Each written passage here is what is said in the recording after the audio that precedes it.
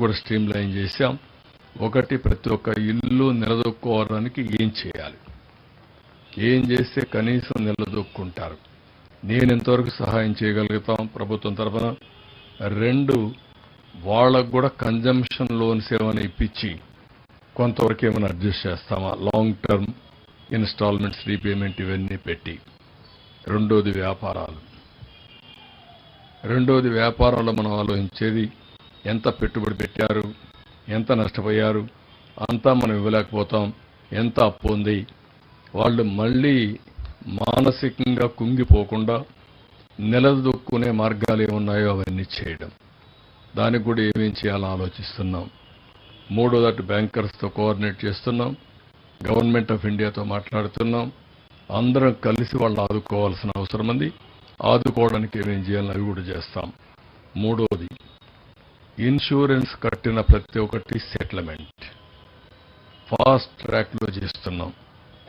ఎందుకంటే ఒకసారి మళ్ళీ కొర్రీస్ పెట్టకుండా వెహికల్స్ కానీ, లేకపోతే వాళ్ళ ఆస్తులు కానీ, వ్యాపారాలు కానీ, ఎవరెవరైతే ఇన్సూరెన్స్ చేశారో ఆ ఇన్సూరెన్స్ అన్ని సెటిల్ చేయడం కోసం ఏదైనా గవర్నమెంట్ క్లియరెన్స్ ఇవ్వాలంటే ఇవ్వడం, సర్టిఫికెట్స్ ఇవ్వాలంటే ఇవ్వడం, రియల్ టైంలో అవన్నీ సెటిల్ చేయడం, నేను కూడా మానిటర్ చేసి అవన్నీ క్లోజ్ చేస్తాం.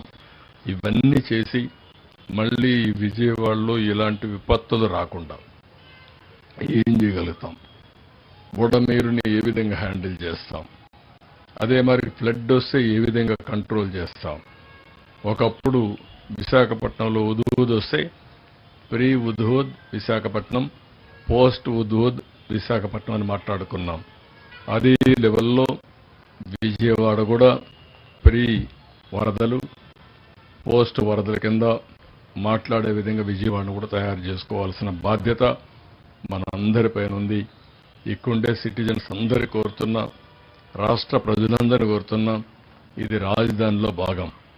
ఈ రాజధానిలో భాగమైన ఇక్కడ కూడా ఎలాంటి విపత్తు వచ్చినా ఏమాత్రం డ్యామేజ్ లేకుండా చేసుకోవాల్సిన బాధ్యత అందరిపైన ఉంది. దానికి కూడా ఒక మాస్టర్ ప్లాన్ తయారు చేస్తాం, అది కూడా ఎగ్జిక్యూట్ చేస్తాం. ఇది బ్రీఫ్గా ఈరోజు చేసిన పనులు, మీకు అన్ని విషయాలు మేము ముందర పెడుతున్నాం.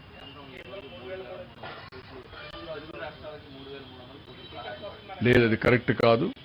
ఊరికి రూమర్ అది మీరంతా కూడా అది కరెక్ట్ కాదు, ఇంకా రాలేదు, కన్ఫర్మేషన్ లేదు, మనం ఇంకా రిపోర్ట్లు పంపలేదు. ఇది ఊరికే ఎక్కడ ఫ్లోట్ అయిన ఇన్ఫర్మేషన్, అది not correct. Tomorrow morning we're sending report. ఇది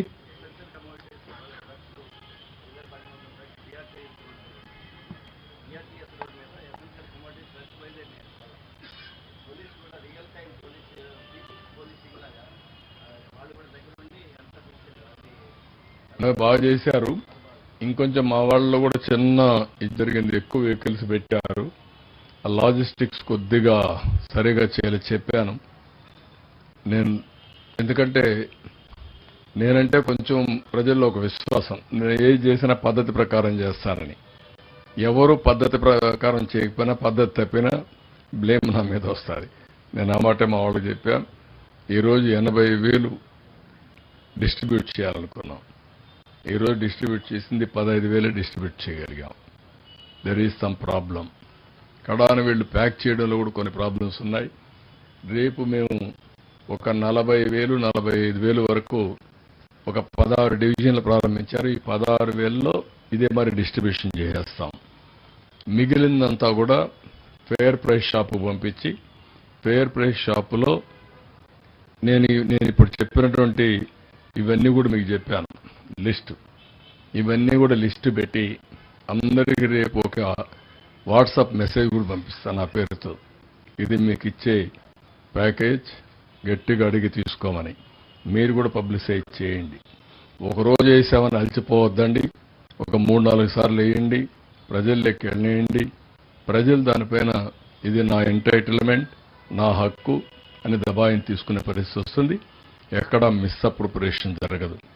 కొంతమంది బాధ్యత లేకుండా ప్రవర్తిస్తున్నారు. కానీ నేను మిమ్మల్ని అందరినీ కోరేది, ఎక్కడికక్కడ ఎవరికి తోచిన విధంగా వాళ్ళు పనిచేద్దాం, పాజిటివ్గా పనిచేసి వాళ్లకు చైతన్యవంతులు చేయడానికి మనం ఇచ్చే రిలీఫ్ కూడా సక్రమంగా అందడానికి ఏమేం చేయాలో మనం చేయాల్సిన అవసరం ఉంది.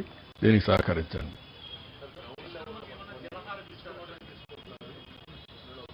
అందుకని నేనేమంటున్నానంటే ఇవన్నీ కూడా రేపటి నుంచి ఇప్పుడు ఇచ్చింది కూడా ఆన్లైన్లో ఇస్తున్నారు. ఫుడ్ కొద్దిగా ఇచ్చిన వాళ్ళు తీసుకున్నారు, అది తప్పలేదు. కానీ ఆ రోజు ఉండే పరిస్థితి అది మనం కూడా స్టాచ్యురేషన్కి వెళ్ళాం. ఇక్కడిచ్చే ప్యాకేజీలన్నీ కూడా ఎవరికి అవసరమో ఎవరైతే నష్టపోయారో వాళ్ళకి ఇస్తున్నాం. ఈ 32 డివిజన్లో ప్రతి కుటుంబానికి ఇచ్చే ఎసెన్షియల్ కమాడిటీస్ కానీ అదే మరిగా డ్రై ఫుడ్ కానీ క్లియర్గా ఆ కుటుంబానికి అందజేస్తాం. 16 వార్డుల్లో ఇప్పుడు ప్రారంభించినట్టు ఇదే సిస్టమ్ ఇంటింటివి ఇచ్చేస్తారు.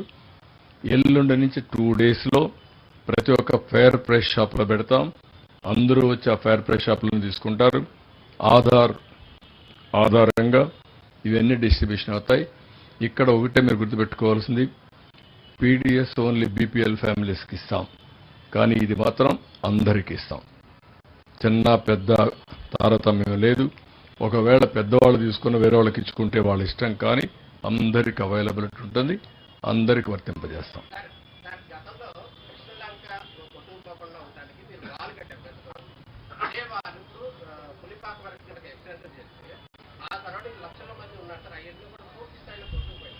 డెఫినెట్గా అవన్నీ వర్కౌట్ చేస్తాం. ఏమేమి చేయగలుగుతామో అవన్నీ కూడా ఒక పర్మనెంట్ రెస్టరేషన్. గవర్నమెంట్ ఆఫ్ ఇండియాలో కూడా ఇంకా కొన్ని డిస్కషన్స్ ఉన్నాయి.